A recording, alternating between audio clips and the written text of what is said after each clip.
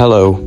Before I talk about the figure, me getting this figure actually has some very interesting lore behind it. But if you want to see me review it, skip to this timestamp here, but I recommend staying for the very entertaining story. So me and my two friends, one of them who has actually been in previous videos, were figure hunting in a disclosed place that I'm not going to name, because you could work that place back to me, find where I live, and then kill my whole family. Anyway, we came about this shop, and this shop had figures, Pokemon cards, and one thing that caught my eye was this Hot Toys, the one I'm reviewing. This wasn't like a new thing they had in. Every time you would walk into this shop, you would see this Hot Toys. I remember walking into the same shop months ago and seeing it. Now that I think about it, it's actually the only reason we went in there. I asked the dude behind the counter if I could so graciously be granted permission to pick up the figure, and he said yes, but if I break it, I buy it. So I picked him up, messed around with him, looked at the accessories, I asked permission for that as well. So my friends and I asked how much it was, not that we were ever going to even consider buying it in a million years, because we were, well, broke. I thought it was £210, my other friend thought it was £170, it might be the other way around, I can't remember. So the previously mentioned dude behind the counter then rang his boss, who I think owns the shop. I remember the exact words of him speaking to him on the phone going, "How much are you willing to sell the Hot Toys Spider-Man for?"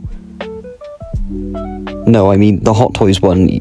You sure you want to sell it for that much? Because they're probably going to buy it right now. So at this point, I was expecting to hear some good news at an okay price, maybe like 150, 120.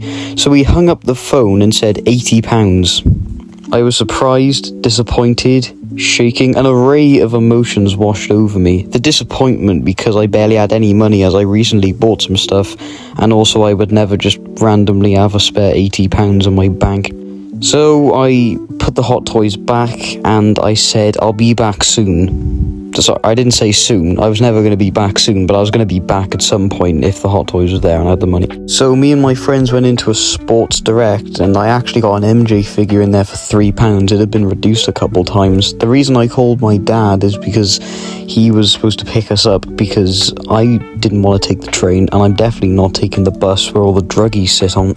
Anyway, I told him about the Hot Toys and how he was probably going to have to bring me back in a couple of weeks to get it. And then he just sent me the money.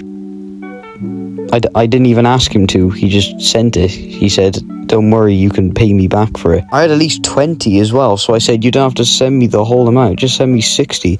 And bro still sent me the 80. He's scamming himself. So after I told my dad how much I loved him, we ran back to the shop, asked if it was still available, and of course it was.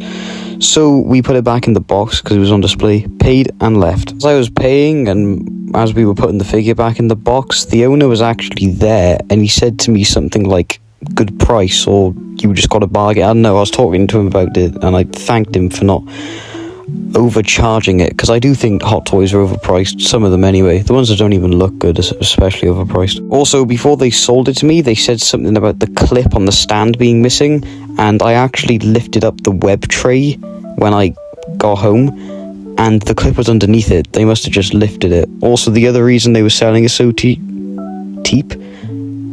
is because some lady dropped it a couple weeks ago. They wanted it to pay for it because they damaged it. It wasn't a lot of damage. That's one of the other reasons I wanted to get it, because apart from a tiny mark on the head, it was in good condition. Anyway, she was supposed to pay for it and then she just left, so that's why it was still there, and that's why I got a good price, because she dropped it on the floor. So if she's randomly watching this, thank you. So there's the unnecessarily long story. And here's what the figure looks like. He comes with a very nice box with a picture of Spider-Man and the name of the Spider-Man on the front. Side and the back, it has this sand-like texture on it. On the back, there's a bunch of warnings that I didn't even consider to glance at. And on the other side is just the front, but continued onto it. And here's what he looks like outside of the box. This is the What If Spider-Man, so it's like a cartoony version of the Homecoming / Stark suit. Also, shouldn't this gap here be black? I don't know.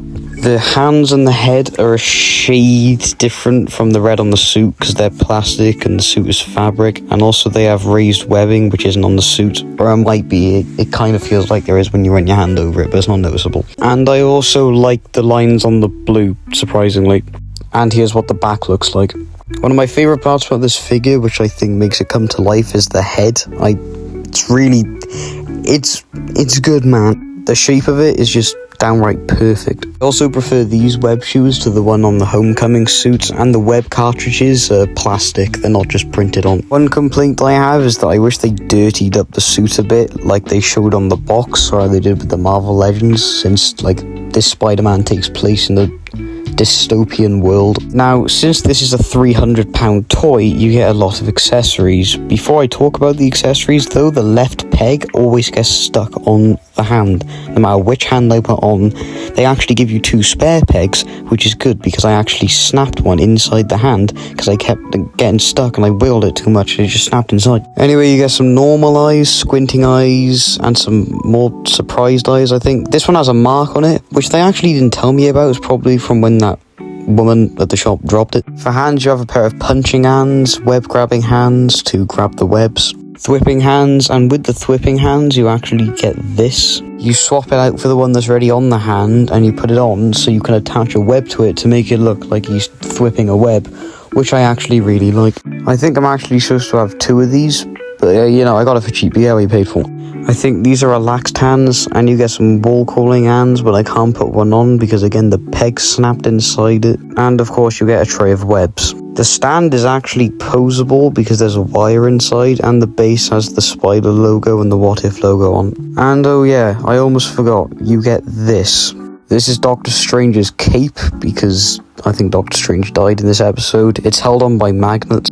And it of course has wire in it. It's very flimsy wire, doesn't really work that much since it's a big cape, but you know, you can scrunch it up, make it look, no, I don't know. And also has this patch on it. The thing I noticed is that on this side, it's going like out by here, but on this side it's going down. This camera angle isn't really doing it justice, but like it's going out here and down here.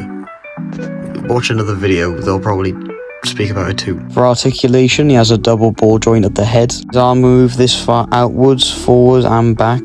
Bicep swivel, double jointed elbows, and a wrist swivel. And hinge, forgot about the hinge. He can crunch this much forward, which is more than the average Marvel Legends, and this much back. And swivel at the waist. His legs can move this far outwards, this much forward and back. Double jointed knees, a very low down calf swivel, ankle pivot, and a toe hinge.